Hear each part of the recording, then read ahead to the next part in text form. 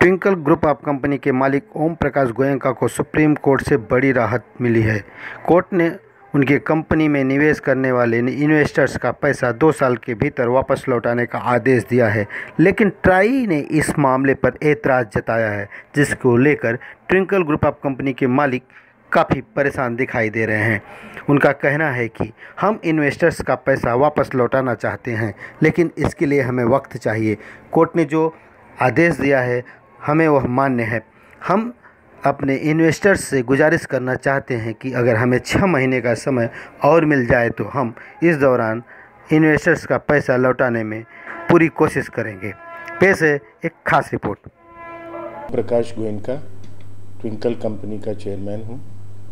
हमारी कंपनी 2008 में शुरू हुई थी। हमने उस समय टाइम शेयर का व्यापार शुरू किया था। हमारे पास काफ़ी होटल्स थे। उन होटल्स के आधार पर हमने ये टाइम शेयर का व्यवसाय शुरू किया था। उसमें हमारी गलती एक हो गई कि हमने उसमें रिफंड की स्कीम डाल दी, जिससे कि लोगों ने इसको CIS बना दिया। और धीरे धीरे ये जब काम बढ़ा, हमने 2012 में इसका मॉडल चेंज किया और उसको सिट्रस चेक-इन्स के नाम से हमने कंपनी चालू करी। 2014 में सेबी ने हमारे को दूसरी तमाम कंपनियों के साथ में लपेट लिया और हमको भी CIS का मतलब कलेक्टिव इन्वेस्टमेंट स्कीम का दर्जा दे दिया।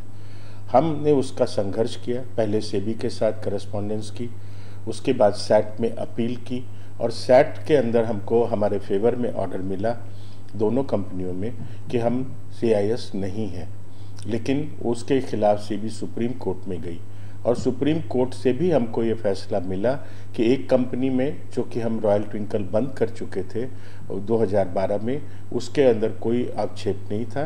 उन्होंने सिर्फ इतना बोला कि आप इसके पैसे जल्दी से जल्दी लोगों के चुका दीजिए और उसके लिए उन्होंने फरवरी 2018 तक का हमको टाइम दिया है। 1 साल पूरा हो चुका है। हम थोड़े पैसे चुका पाए हैं, कुछ बाकी हैं। इसका निदान, इसका समाधान होगा सर? इसका समाधान तो समय बताएगा। हमारे पास जब भी हमने व्यवसाय शुरू किया तो हमने इसमें आए हुए पैसों से रियल एस्टेट और हॉस्पिटैलिटी का बिजनेस किया। हमने होटल्स बनाए और काफ़ी प्रॉपर्टीज़ खरीदी। प्रॉपर्टीज़ अच्छे दामों पर खरीदी थी और आज उनके दाम काफ़ी बढ़ चुके हैं।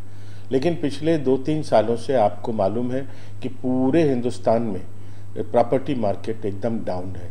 कोई भी प्रॉपर्टी बिक नहीं रही है, कितनी प्रॉपर्टीज़ कंप्लीट नहीं हो रही है। इसलिए हम प्रॉपर्टी बेचने का प्रयास कर रहे हैं, वो बिक नहीं रही है। बिकती है तो कम दाम पर बिकती है। उसके बावजूद भी जो बायर है वो हमको टाइम पर, समय पर पैसा नहीं देता है। तो इसलिए हमारा बैकलॉग बढ़ता जा रहा है और जनता का आक्रोश बढ़ता जा रहा है। हम पूरे कोशिश में लगे हैं कि जल्दी से जल्दी हम ये प्रॉपर्टीज़ का डिस्पोजल करें और उसके पैसे से लोगों का पैसा चुकाएं। सर, मुंबई चाहेंगे, लोग कहीं वकील के पास भाग रहे हैं, कहीं यहाँ भाग रहे हैं, उन्हें क्या संदेश देना चाहेंगे आप? हमारा संदेश उनको यही है, आज तक हमारे साथ हमारी फील्ड ने, हमारे एजेंट्स ने और हमारी जनता मेंबर्स ने बहुत सहयोग दिया है। उनका सहयोग का मैं अभिनंदन करता हूँ, सराहना करता हूँ कि कोई भी अपना पैसा लेने के लिए 1.5 साल 2 साल नहीं रुकता है। लेकिन उन्होंने जो विश्वास हमारे अंदर रखा, जिस प्रकार से हमको उन्होंने पेशेंस से स्वीकार किया, हमारी हर बात को माना, हमने जो शेड्यूल दिया उसको माना, लेकिन हम कई बार फेल हुए। लगभग हम हर बार फेल हुए। हमारे पास फंड फ्लो जो देने का है कमिटेड है, लेकिन जो आने का है वो फ्लूइड है। हमको पता नहीं लगेगा कि कब आएगा, कैसे आएगा, लेकिन हम पूरे प्रयास में लगे हैं। हम अपनी जनता से यही कहना चाहते हैं, हम 3 मैसेज देना चाहते हैं। पहला मैसेज ये कि आपने जिस विश्वास के साथ इस कंपनी में इन्वेस्ट किया था वो विश्वास कायम रखिए, उस विश्वास में कहीं कोई कमी नहीं आने दीजिए। दूसरा, हमको थोड़ा समय दीजिए।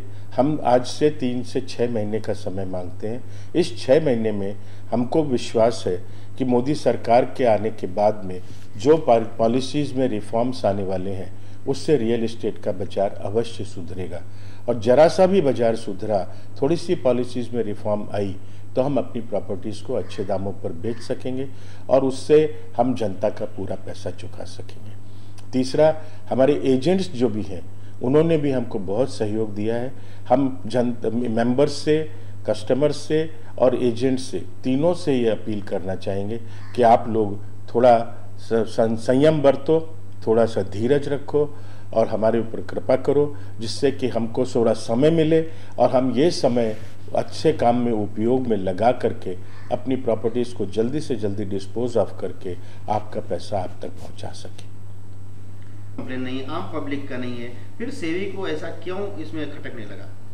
देखिए, कई कंपनियां इस क्षेत्र में काम करने वाली बंद हुई थी, उनको वो अपने कस्टमर्स का पैसा वापस नहीं दे पाए थे, इसलिए सारी गेहूं के साथ घुन पिसता है वो वाली बात हो गई कि हम भी उस लपेटे में आ गए।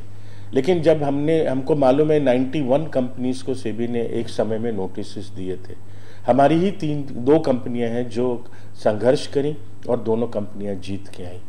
तो उसी लपेटे में जब हम आ गए तो हमारा सारा कारोबार अस्त व्यस्त हो गया, हम संभाल नहीं पाए चीज़ों को। हम नहीं कहते हैं कि हमारे यहाँ गलतियाँ नहीं हुई हैं, मैनेजमेंट में भी कुछ न कुछ मिस्टेक्स हुई हैं, हम परिस्थिति को अच्छी तरह समझ नहीं पाए, हम उसकी गंभीरता को नहीं समझ पाए, लेकिन हमने एक दिन भी हिम्मत नहीं हारी, एक दिन भी हमने अपने आप में संकोच नहीं बरता और हम हर संभव प्रयास करके जनता को खुश करना चाहते हैं, उनके पैसे उनको देना चाहते हैं।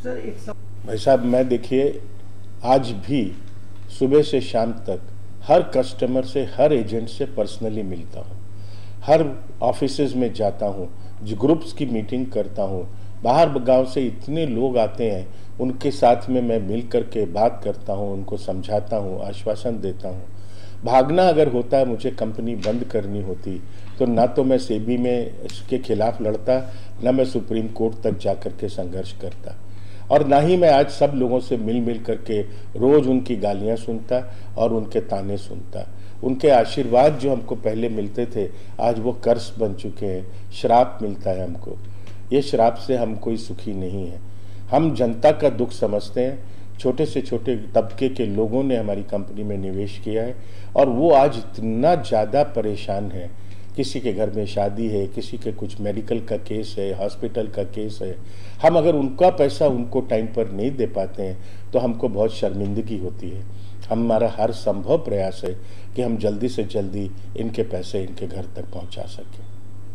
आज की मार्केट की परिस्थिति देखते हुए मुझे लगता है कि अगर हमको 6 महीने का क्लीन समय मिले तो हम परिस्थिति में काफ़ी सुधार का निर्माण कर सकते हैं। आज हो क्या रहा है, ये जनता इतनी त्रसित है कि वो आ करके हमको, हमारा टाइम पूरा का पूरा उसमें चला जाता है अनप्रोडक्टिव वर्क में। अगर हमको सुख और शांति, हमको शांति के साथ में ये काम करने को मिले, हम सुबह से शाम तक सिर्फ इसी काम में लग सकें कि हमको प्रॉपर्टी बेचनी है, तो हम 6 महीने के अंदर परिस्थिति में बहुत अच्छा सुधार ला सकेंगे और उसके बाद ये हमारा सिलसिला 2020-22 तक चलने वाला है। आज अगर हम जनता के आज के पैसे जो बैकलॉग है वो हम दे भी देंगे तो वो कहानी ख़त्म नहीं होती है, ये कहानी आगे तक जाएगी। तो इसलिए हम एक बार मिनिमम 3 मंथ्स मैक्सिमम 6 मंथ्स का टाइम हम चाहते हैं कि जिससे हम पीसफुल काम कर सकें। और इस बीच में हम ये नहीं कह रहे हैं कि हम किसी का पैसा नहीं देंगे। जैसे जैसे जो प्रॉपर्टीज़ बिकती जाएंगी वो हम बेच करके और बराबर रेगुलर पैसा देते रहेंगे और हमको विश्वास है कि 6 महीने के अंदर हम परिस्थिति को काफ़ी सामान्य बना सकेंगे। Thank you sir.